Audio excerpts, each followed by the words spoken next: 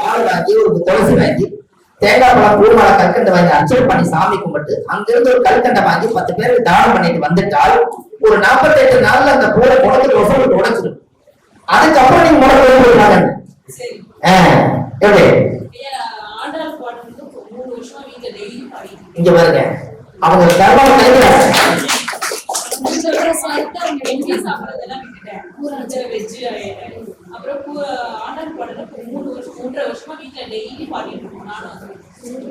இவங்க என்ன சொல்றாங்கன்னா ஆண்டாளுடைய பாராயண மந்திரத்தை உற்சாகம் செஞ்சு பாதி கர்மாவை அவங்களே கழிச்சிருக்காங்கன்னு சொல்றாங்க. அதனாலதான் இந்த துறைக்கு அவங்களால வர முடியும். அவங்க பெண்களால் இருந்து ஆதிபராசக்திய பெண் தானே. அப்ப பூர நட்சத்திரம் அவங்கள என்ன பண்ணிருக்குதுன்னா பாதி கர்மா கழிச்சு இல்ல ப்ராப்பரா பண்ணிட்டாங்கன்னா இந்த ஜென்மத்திலே இந்த கர்மாவை கழிக்க முடியும்னு சொல்றாங்க. இப்ப புரியுதுங்களா? பரிகாரங்கள் எப்படி எடுக்கிறது தெரிஞ்சப்போ ஒரு 4-5 முறைப்படி நீங்க படிச்சுக்கிட்டீங்கன்னா உங்க ஜாதகத்தை சுத்தி எடுக்க ஆரம்பிச்சிட்டீங்கன்னா நீங்க ஒரு மிகப்பெரிய லெவல்ல வந்துருவீங்கல்ல.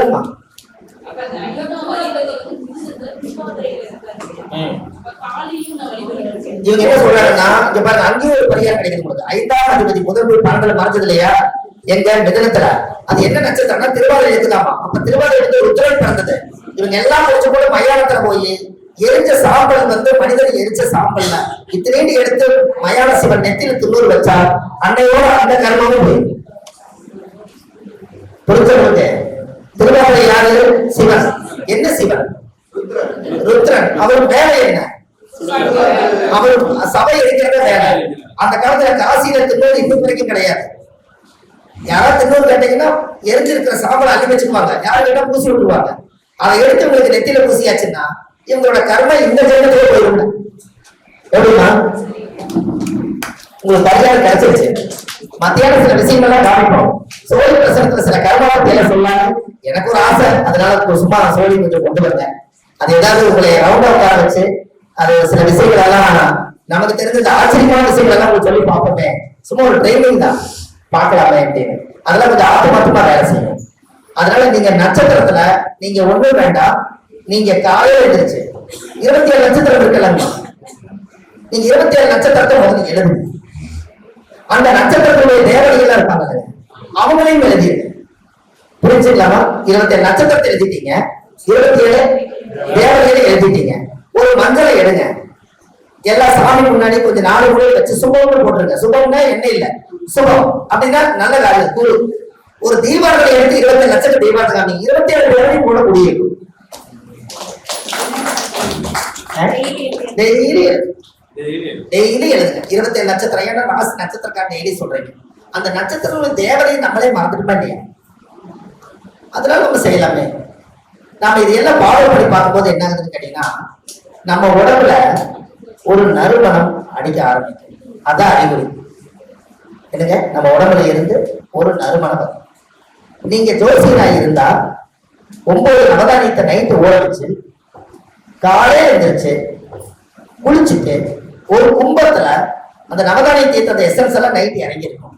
அதை எடுத்து ஒரு கும்பத்துல எடுத்து வீட்டுல உள்ள பாத்திரம்ல நீங்க குளிச்சுட்டு உள்ளுக்குள்ளேயே அந்த கும்பத்தை எடுத்துட்டு போய் அந்த நவதானிய தீர்த்தத்தை தலைவலியே நீங்க ஊத்திக்கீங்க.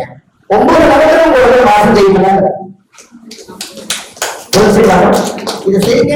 நான் எல்லா வீட்டையும் 2-3 பரிகாரம் மெயினா சொல்லிடுவேன். 9 நவத்தை நைட்டு ஊற வச்சது கொஞ்சம் 1 கிலோ 2 கிலோ வாங்கி வச்சுக்கோங்க.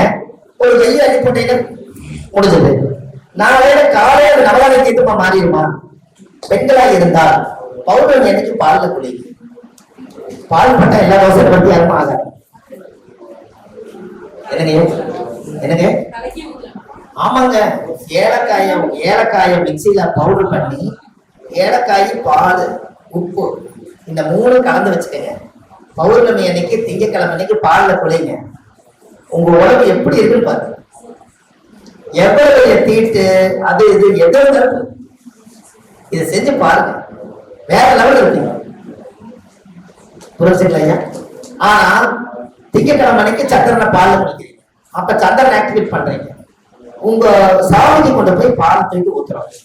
சாமி கல்லு குடிக்குது, சாமி பவர் ஜம்பா உட்கார்ந்து நம்ம கொண்டு போட்டு தந்துடுறோம். ஆனா இதை தூக்கி நீங்க ஒரு பெண்கள் எல்லாம் சக்திகள் எல்லாம் தெய்வமா மாறி நீங்க ஒரு நாள் உங்களை அபிஷேகம் நீங்க பண்ணிட்டா உங்க உடம்பு தெய்வ சக்தி போடுங்க. இது செய்யணும். இதை செஞ்சு பாருங்க, மாற்றங்கள் நிறைய. என்னங்க இவங்க இதை ஊத்திக்கலாங்க. இவங்க எல்லாமே ஊத்துறாங்க. நம்ம ஊத்தி விடுவோம். மக்கில ரெண்டு மொட்டும் போடுறோம். அதாவது நமக்கு பாதம் இருக்கலங்கம்மா. நம்ம பாதம், இந்த பாதம் நீங்க எல்லா ஊரும் நடந்து போய் வர்றீங்கல்ல, அத்தனை தீட்டம் இந்த பாதத்துல தான் ஒட்டி இருக்குது.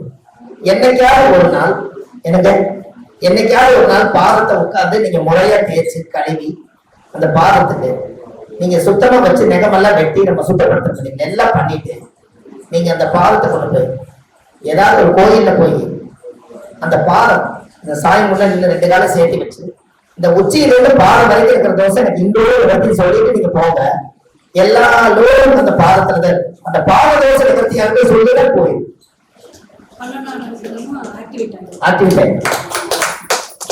எனக்கு காசி போனோம். காசி அம்மா கையா வரைக்கும் வந்திருந்தாங்க. அங்க பிண்டம் கொடுக்குறாங்க, வித்தியாசமான பிண்டம் கொடுக்குறாங்க. அங்க எப்படின்னு கேட்டீங்கன்னா 32 பிண்டம் கொடுக்குறாங்க. எல்லாரும் 7 தலைமுறைக்கு 7 பிண்டம் 21 கொடுப்பாங்க. அங்க 32 கொடுக்குறாங்க. இந்த 32 பிண்டத்துக்கு ஒரு கோதுமை மாவுல உருட்டி ஒரு கார முட்டையாட்ட உருட்ட சொல்றாங்க. உருட்டி 32 பிண்டம். அதுல எல்லாம் தாத்தாவோட வம்சம், அப்பாவோட வம்சம், மனைவியோட வம்சம், அண்ணியோட எல்லாம் கொடுக்குறாங்க. எல்லாம் கொடுத்து 30 பிண்டம் முடிஞ்சு ஒரு பிண்டம் 31வது பிண்டம். நம்ம பிறக்காலத்துக்கு முன்னாடி யாராவது அனாதையா இருந்திருந்தா அந்த பிரேத சாபத்துக்கு ஒரு பிண்டம். அதுக்கு அடுத்தது இன்னொரு பிண்டம் 32வது லாஸ்ட் பிண்டம் எதுன்னா நீங்க வீட்டுல வளர்த்துற நாய், கோழி, ஆடு, மாடு இதெல்லாம் இறந்துருக்கும் இல்லைங்களா, அந்த ஆத்மா சாபம் நம்ம வீட்டுக்குள்ள தான் இருக்கும். அதுக்கு ஒரு பிண்டம். இந்த 32 பிண்டத்தை போட்டு அவங்க பொட்டு சத்திரம் எல்லாம் வச்சு பூஜை பண்ணி சாமி கும்பிட்டு பிண்டம் கொடுக்குறாங்க. இந்த இடத்துல ஒரு பரிகாரம் பிறக்குதாங்க. இது எல்லாம் ஒன்னா பிணைங்கன்னாங்க. பிணைஞ்சோம். அப்புறம் பொட்டு சத்திரம் எல்லாம் அதை சாய் விட்டு அந்த எள்ளு தண்ணி எல்லாமே சொப்புல வச்சிருக்கோம். அதெல்லாம் எடுத்து உடைச்சோம்னாங்க. எல்லாம் முடிச்சு இதை கொண்டு போய் அங்க கயாவில் என்ன பிரச்சனை கேட்டீங்கன்னா சிவனுடைய கோயில் கிடையாது, அது விஷ்ணு கோயில். அந்த விஷ்ணுடைய பாதத்துக்கு நேர ஒரு ரவுண்ட் வச்சிருக்காங்க. அந்த பாதம், அந்த பாதத்துல கொண்டு போய் இந்த பிண்டை யாராருக்கெல்லாம் சொல்லி வச்சீங்களோ அதை கொண்டு போய் அந்த சிவனோட அந்த விஷ்ணுடைய பாதத்தை வந்து வச்சிட்டோம்னா அங்கிருந்து அவர் கடவுள் வந்து மோட்சத்துக்கு எத்தனை எல்லா ஆத்மாவும் எடுத்துட்டு போயிரு நம்ம நெத்தியில வச்சு கும்பிடுறோம். அப்போ இந்த இடத்துல விஷ்ணுன்னா யாரு இல்ல கிரகத்துல நேசமாவாங்க, மீனத்தை நேசமாவாங்க. மீனம் என்ன ராசி? மோட்சராசி. அம்மா சொல்ற கரெக்ட், மோட்சராசி. கரெக்டுங்களா? மோட்சராசி. அப்போ காலச்சக்கரத்துக்கு 12 உறுப்புல என்ன? பாதம். அப்போ விஷ்ணுங்கிறது புதன், பாதம்ங்கிறது 12 முடிவு, மோட்சங்கிறது கலன். எல்லாம் கொண்டு போய் அந்த பாதத்துல கொண்டு போய் அதை வச்சோடனே அந்த மகாவிஷ்ணு அன்னையிலிருந்து அந்த கர்ம சுத்தமாகி அந்த ஆத்மா சாந்தி ஆகுது. அப்போ அந்த இடத்துல அந்த பாதத்துல கொண்டு போய் வச்சதுக்கா மீனத்துல வந்து உலகத்துக்கு நீசம், ரேவதி நட்சத்திரத்தில் நீசமாக. அதனாலதான் மோட்சம் வந்து அங்க போகுதுங்க. அப்போ மகாவிஷ்ணு கையில என்ன இருக்குதுங்க? சங்குமும் சக்கரமும். நம்ம என்னைக்காவது ஒரு நாள் நல்லா வாழ்ந்து முடிச்சுட்டு இறந்து போனா ஒரு நாளைக்கு உங்களுக்கு சங்கு சக்கரம் இது இருக்கு இல்லைங்களா, அது உண்டோன்னு சொல்லி அவர் முதல்ல சொல்லுவோம். அப்போ பாவம், அப்போ வைகுண்ட ஏகாதசிக்கு சங்கு விடுறாங்கல்லங்க, அப்ப அவர் கையில வச்சுக்கிறாரா? சங்குமும் சக்கரம் வச்சுக்கிறாரா? அப்ப சங்குமும் சக்கரம் ஏன் வச்சுக்கிறாங்கன்னா நம்மளுக்கு ஒரு நாளைக்கு நீங்க எல்லாம் வந்தீங்கன்னா உங்களுக்கு இதுதாங்கிறத அவர் முதலே வச்சுக்கிறார். இது அங்கே பரிகாரத்தை சரியா புரிஞ்சுக்கல உங்களுக்கு? அப்ப மகாவிஷ்ணுடைய அவதாரம் இந்த பவனி இருக்கா இல்லையா சொல்லுங்க இல்லைங்க? அதெல்லாமே கயாவுல நடக்குது. நாங்க கயா வரைக்கும் போய் அம்மா எல்லாம் வந்து எல்லாம் ஒரு 10 நடக்கலாம், ஒரு வாரம் எல்லா ராமர் கோயில் போனா அன்பூர் பரிகாரம் நடக்கும். ராமர் கோயிலுக்கு போனா அங்க என்னன்னு கேட்டீங்கன்னா ராமருக்கு வந்து கேந்திரம் என்ன எத்தனை பாவமா? கேந்திரம் எத்தனை? அப்ப ராமருடைய அயோத்தியில அந்த கோயில போய் அந்த பரிகாரத்தை பத்தி பேசணும். அப்போ 1 நாள் ஆளுகிற ராமரே அவரே வந்து பிரச்சனை காடு போயிட்டாரு. 4 நாள் அம்மாவை இறந்துட்டாரு. 7 மனைவியை ராவணன் கடத்தி போயிட்டார். 10 ஜீவனத்து பலி இல்லாம காடு கொடுத்தார். கேந்திர வேலை செய்யலாமா? சரி, திரிகோணம் சொல்லுங்க. அப்ப ஒண்ணுங்க இவர் ராவணேதா, 5 லவகுசன் குழந்தைய விட்டு பிரிஞ்சாரு. 9 அப்பா இறந்துட்டு ஒளி வைக்கவே நல்ல கேந்திரம் வேலை செய்யுது. இன்னைக்கு இருக்கிறது ஒரு நாள் 7 முடிச்சிச்சு, 1 ஒரு முடிச்சிச்சு. அப்ப இவரு என்னதான் பவர் இருக்குன்னு தெரியல. சொல்லுங்க. அம்மா என்னங்கிறாங்கன்னா 6ஆம் பாவம். அவங்க சொல்றது சரி. என்னன்னா ராமனுடைய ஜென்ம பூமி 1000 பிரச்சனை வந்து கூட அவர் பூர்வீகத்தை எதிரிகள் எல்லாம் அழிச்சு அவர் காப்பாத்தி நீங்க ஒரு கோவில் வேண்டிட்டு இருக்கிறாங்களா? இறந்ததெல்லாம் மீண்டும் வரக்கு மனைவியும் திருப்பி கொண்டு வந்துட்டாரா? அப்ப எதிரிகளை போல அழைச்சு ஜெயிக்கிறது மட்டும்தான் அந்த பூமியை வேலை செய்யுது. அப்ப 6ஆம் பாவம் தான் அந்த இடத்துல வேலை செய்யுது. எப்படி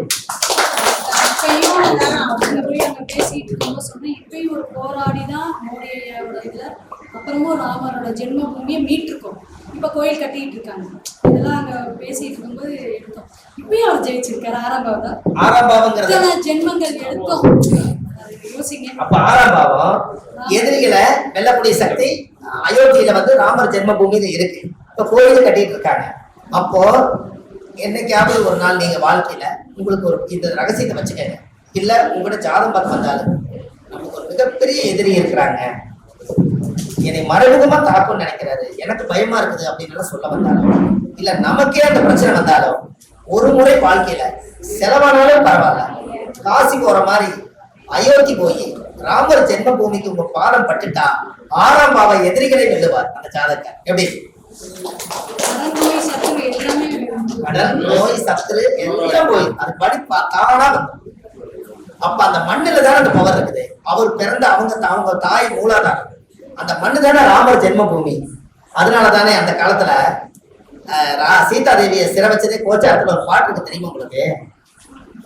ஜென்ம ராமர் மனத்திலே சீதை சிறை வைத்ததும், தீதிராத ஒரு 3 துரியோதன படைமாண்டதும், இன்னும் 8 வாழ்வு பட்டம் இழந்து போனதும், ஈசனார் 10 தலைவொட்டி பிச்சை எடுத்ததும், தர்மபுத்திர நாளிலே வனவேசப்படி போனதும், சத்தியமாமுனி ஆற்றிலே யானைக்காலின் தலை வெந்ததும், உண்மை உற்றிட ராவணன் முடி பண்டிருந்தது.